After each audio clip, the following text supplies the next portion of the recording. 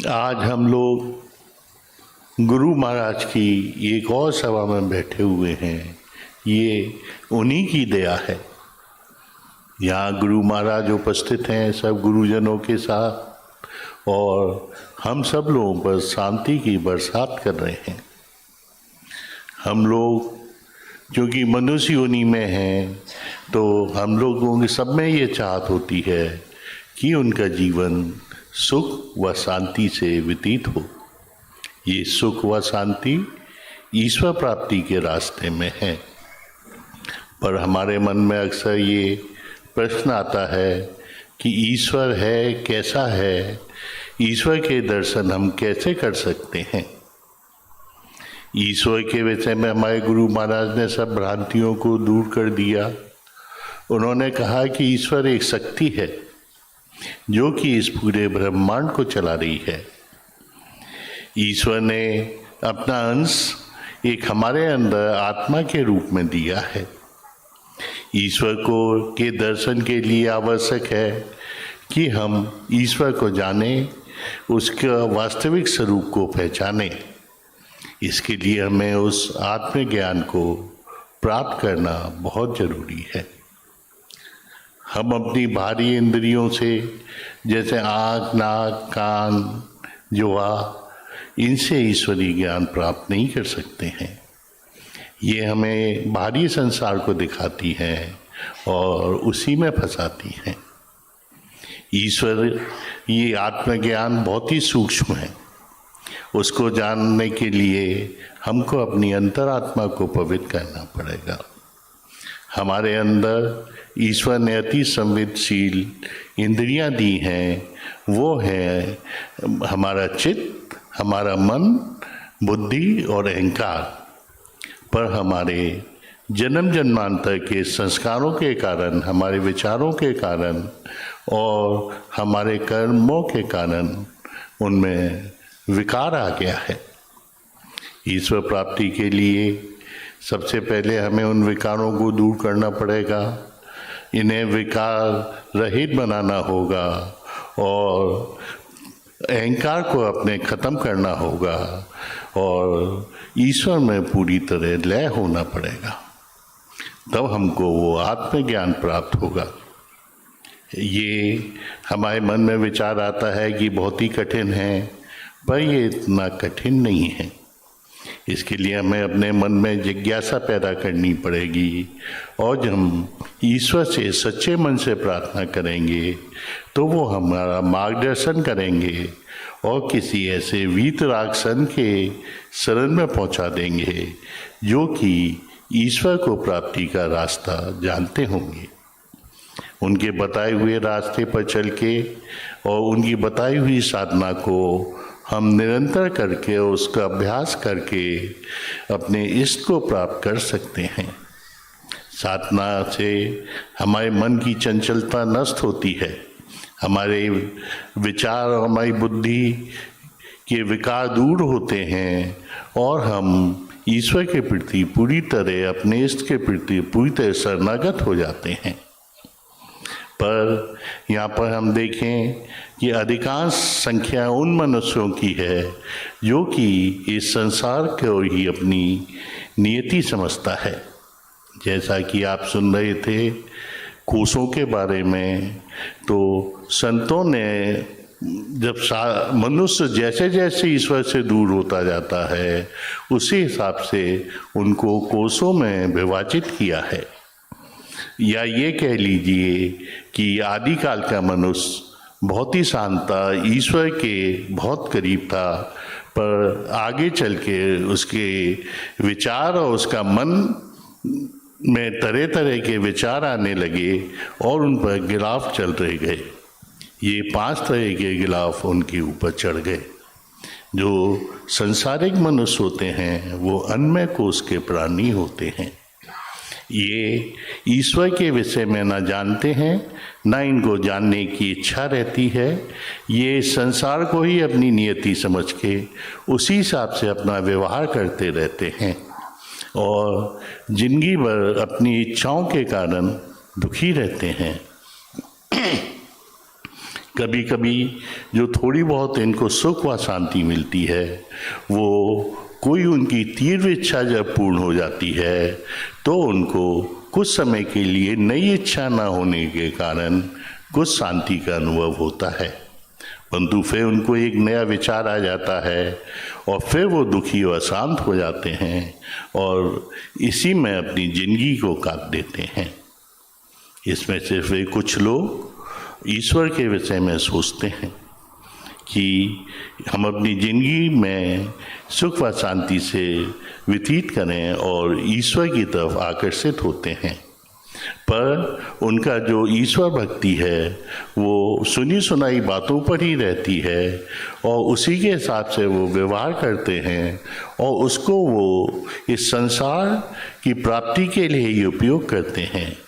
इस समय वो व्यक्ति प्राणमय कोश का वासी हो जाता है, पर आगे चल के वो जब उसके मन में जिज्ञासा तीव्र होती है तो ईश्वर को हम कैसे प्राप्त करें, तब उसको कोई ऐसी जगह पहुंच जाता है जहाँ ईश्वर स्वयं उसकी हेल्प करता है और उसको कोई ऐसा गुरु दिलवा देता है जो उसके बताए हुए रास्ते पर चल के वो सुख व शांति से अपनी जिंदगी व्यतीत करता है। ये मनोमय कोश का वासी हो जाता है। जब आनवी ये प्राणमय कोश का वासी था तो जो वो साधना करता था तो वो उसके शरीर के द्वारा होती थी और मन को वो उसके साथ लेके चलता था। इसमें कुछ लोग हठ योग की भी क्रियाएं करते थे जो कि बहुत ही कठिन होती थी और उसमें उसको काफ़ी समय लग जाता था, पर मनोमय कोश में आने पर उसकी शरीर का कोई साधना में काम नहीं रहता है, वो उसके मन के द्वारा होती हैं। वो अपने विचारों को जो इधर उधर भाग रहे हैं उसको एकाग्र करने की साधना करता है। ये उपासना की साधना कहलाती है जो राजयोग की साधना है। जब वो ये साधना करता है तो शुरू में उसे कुछ अच्छा लगता है, कभी उसके विचार एकाग्र होते हैं, उसको शांति का अनुभव मिलता है, कभी नहीं होता है, पर उसे साधना नहीं छोड़नी चाहिए। उसके आगे चल के जो दूसरी अवस्था आती है उसमें उसके संस्कार उसके सामने आने लगते हैं और साधना में उसको तरह तरह के विचार आते हैं। ऐसे में बहुत सारे साधक घबरा जाते हैं कि हम ये साधना नहीं कर सकते हैं और साधना छोड़ देते हैं। ये ठीक नहीं है, उसको अपनी साधना करते रहना चाहिए।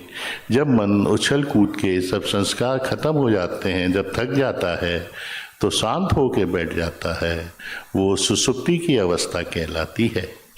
इसके बाद वो मन उसके अधिकार में आ जाता है और वो अपने बुद्धि के क्षेत्र में पहुंच जाते हैं जो विज्ञान में कोश कहलाता है। इसकी साधना सत्संग और स्व अध्ययन है। यहाँ जाके उसको एक वास्तविक ज्ञान प्राप्त होता है, पर जो वेदांती होते हैं वो ज्ञान योग की साधना से ही शुरू करते हैं, पर ये इतना आसान नहीं है, क्योंकि इस साधना को ज्ञान योग की साधना को करने के लिए आदमी को अपना सम दम तितिक्षा उपराम की अवस्थाओं से पार होना पड़ता है। जब तक वो इनसे पार नहीं होता तब तक उसको ये साधना बहुत ही कठिन होती है यहाँ से शुरू करना। सम कहते हैं मन को अपने अधिकार में रहने को, दम कहते हैं इंद्रियों का दमन, और तितिक्षा कहते हैं सहनशीलता, और उपराम होता है संसार से विरक्ति। विरक्ति का अर्थ ये नहीं है कि हम घर बार छोड़ के चले जाएं, हम घर में ही रहकर इस साधना को करके इन अवस्थाओं को पार कर सकते हैं। जब ये हम अवस्थाएं पार कर जाते हैं तो हमको वास्तविक ज्ञान का प्राप्त होता है, ईश्वर का वास्तविक स्वरूप का ज्ञान होता है और हम पूरी तरह उनके शरणागत हो जाते हैं और आनंदमय कोष में पहुंच जाते हैं। ये कोई साधना नहीं है, ये सिद्धि है। यहाँ पहुँच के आदमी सुख व दुख से ऊपर उठ जाता है। वो सुख में सुखी नहीं होता, दुख में दुखी नहीं होता, क्योंकि उसके भाव दृढ़ता भाव आ जाते हैं। वो जो भी कार्य कर रहा है उसके मन में ये विचार रहते हैं, ये ईश्वर ही हमसे करा रहा है, चाहे कार्य अच्छा हो चाहे बुरा हो। परंतु देखा ये गया है कि कुछ लोग केवल बातें ईश्वर की करते हैं, अच्छे कार्य का श्रेय खुद लेते हैं और बुरे काम उनसे हो जाता है उसको वो ईश्वर के ऊपर डाल देते हैं। पर ऐसा नहीं है।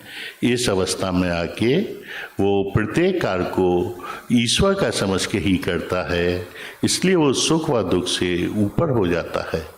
उसके अंदर विचार खत्म होने से वो दृढ़ता भाव में पहुंच जाता है, क्योंकि जब तक हमारा कोई विचार रहेगा तब तक हम दृढ़ता भाव में नहीं पहुंचेंगे और वो सुख व शांति से अपना जीवन को व्यतीत करता हुआ अपने जिंदगी के इष्ट को प्राप्त हो जाता है।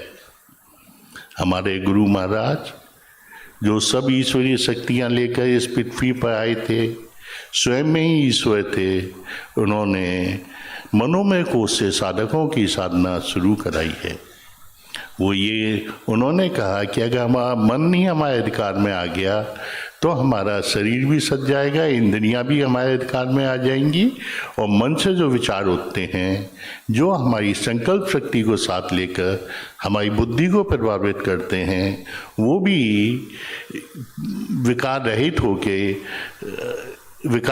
हो जाएगी और हम जीवन के इष्ट को प्राप्त कर लेंगे। जब हम साधना को करेंगे तो कुछ को समय ज़्यादा लगेगा, कुछ इसको जल्दी कर लेंगे। यह उनके संस्कार और उनकी मेहनत के ऊपर डिपेंड करता है। जो लोग गुरुमुख होकर साधना करते हैं उनको शीघ्र उन्नति मिल जाती है, और जो लोग अपने कुछ विचार लेकर इस साधना में बैठते हैं तो कल्याण तो उनका भी होता है पर उन्हें कुछ समय लग जाता है। जब हम इस साधना को करते हैं तो इसमें हमारा प्रयास भी होता है और गुरु महाराज की शक्ति भी काम करती है, जो हमें विभिन्न विघ्नों से दूर करके अपने जीवन के अंतिम लक्ष्य को प्राप्त करा देती है। मैं गुरु महाराज से प्रार्थना करता हूँ कि यहाँ उपस्थित सब साधक को वो इतनी शक्ति दें कि वो उनके बताए हुए मार्ग पर चल सकें और अपने मानव जीवन को सफल बना सकें।